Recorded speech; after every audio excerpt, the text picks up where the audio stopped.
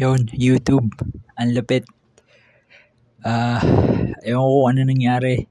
Yung sound recording nung kanina kong video nag-edit ako ngayon. May nangyaring hindi inaasahan. Ewan ko, hindi nag-match yung recording sa video. Ayun lang.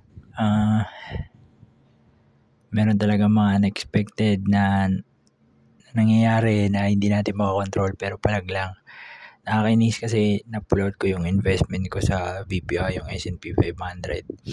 Tapos may unexpected din na ipupull out daw yung account ko sa collection agency doon sa utang ko sa credit card.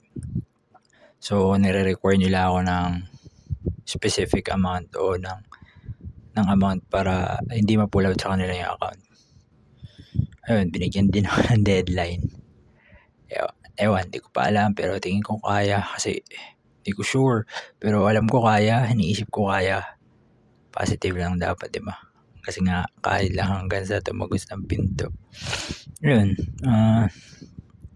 Tapos, yung sa MP2, tinutuloy-tuloy ko pa rin. Kasi, alam ko magko-compound yun. 5 years lock in yun. So, advantage yun kasi hindi ko nahuhukot. Itong S&P 500 nakakainis na nakaka-tempt din pala. Sayang 12% lang yung na-gain sa pera. Pero at least alam ko na yung proseso. Iniisip ko siya, tinitignan ko siya in a long term, like 5 years to 10 years. Ang laki ng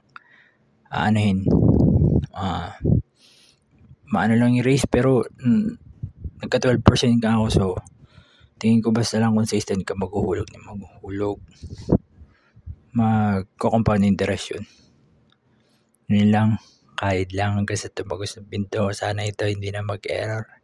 Ingat kayo palagi. Okay.